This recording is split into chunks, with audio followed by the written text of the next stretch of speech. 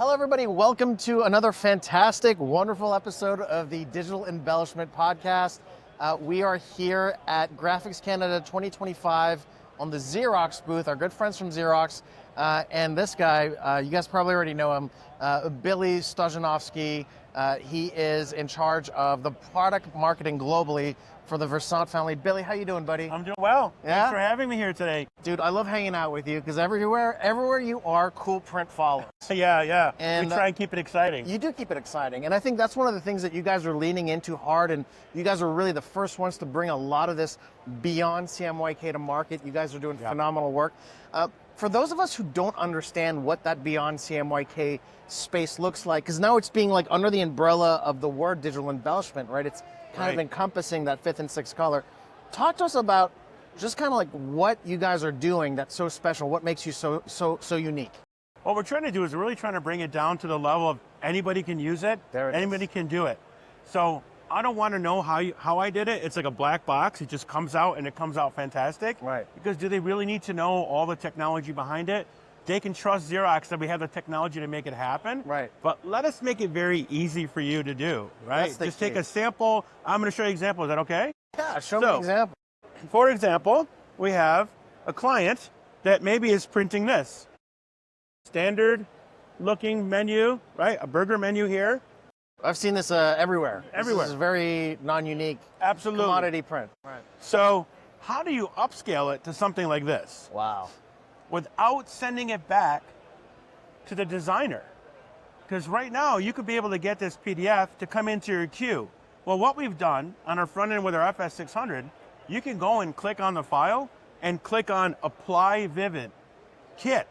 And what you can define is, for this, I said make all the graphics gold, make all the text silver, and then put white underneath everything. And I did it right here at the front end.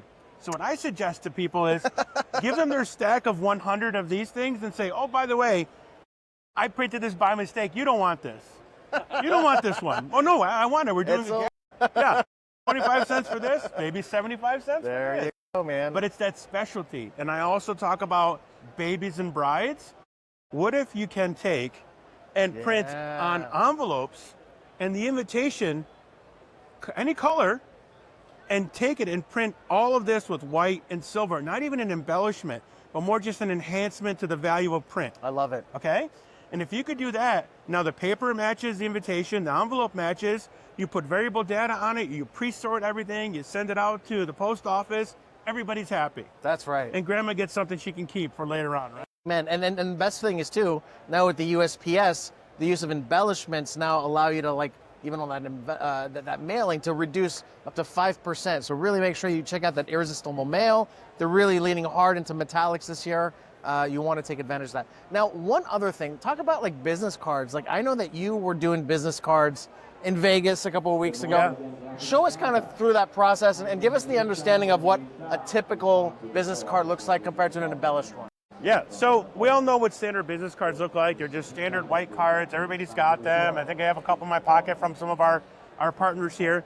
But if I gave you this card that I'm making special for this, I put the Canadian maple leaf on there. I put the skyline of Toronto in white. Which card are you going to hold? Which card are you going to actually hold and look at and say, whoa, I'm going to remember this card. I'm going to hold on to it. I don't know why I'm going to hold on to it, but I am. Yep. There's a little bit of, I would say, a little bit of connection between you and the print. Right.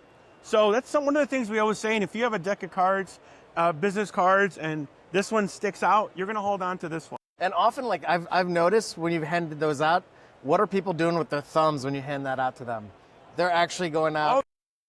Oh, absolutely. They're touching it and they're interacting with it in a way that I think today regular print just, that really just elevates that tactile effect, right? Absolutely. And this one I did in Daytona. I was just in Daytona a couple weeks ago for one of the trade shows. That's near my house. Yeah. And I did the little bit of flag here, right? So you can see the clear there.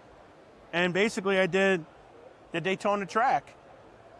But people don't realize is there's authenticity with this, because if I use clear as basically like an overlay, you can't photocopy it. Oh. So now you can think of authenticity, right? You can't photocopy clear. Security. Doesn't cover. So Billy, you talked about gold, talked about silver, you did clear, you showed kind of like the white on that black.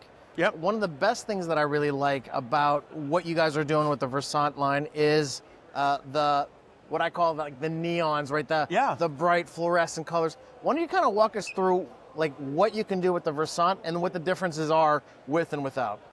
Yeah, so basically, what we had, instead of running CMYK, right now we have our Vivid kit in here, which is our white, gold, silver, and clear. We have the ability to just swap out the developer housings and a toner, and now we have this printer. But the same thing with fluorescence. The only thing with fluorescence that's a little more unique, you don't have to go and adjust or design for it here. You can basically take a CMYK file like this. Pretty picture, looks gorgeous, right?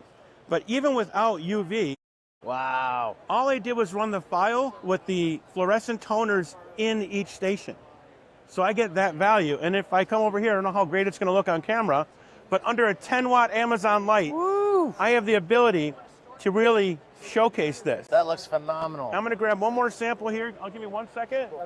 You know I'm always excited about talking about print, right? I love it, man. So this one here is an example that I made in Illustrator.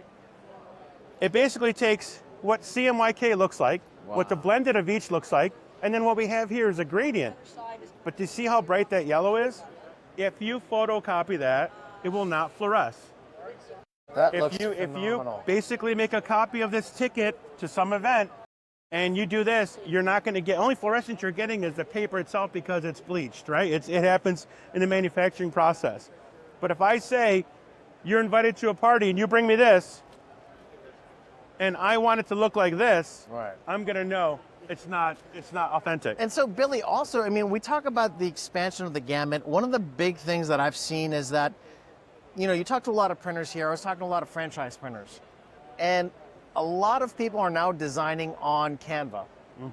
And they basically have grown up in an RGB color space. Sure. Everything they design is in an RGB color space. Yeah. They send something to get printed. That RGB gets converted to CMYK.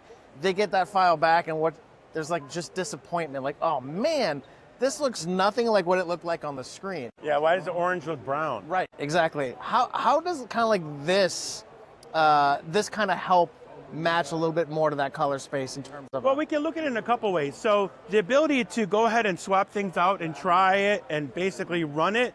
We also have the ability to have swatch books that we've already pre-printed and that they can print on their own and open it up and say, Mr. Client, Mrs. Client, which fluorescent blue do you like? Do you like this, this? And we give them the recipe. And on the back of the document, we actually have the training that's free that you can go ahead and learn how to do this on your own. Wow. So we'll teach you how to fish, I guess. That's the whole exciting part. That's it.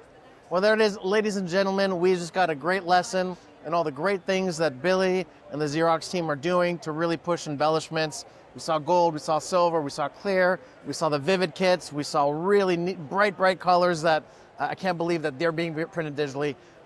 Billy, keep up the great work. Thank you so much for being a guest. Thank you for having me. And, yeah, good to see you guys. And congratulations, man. Thank you.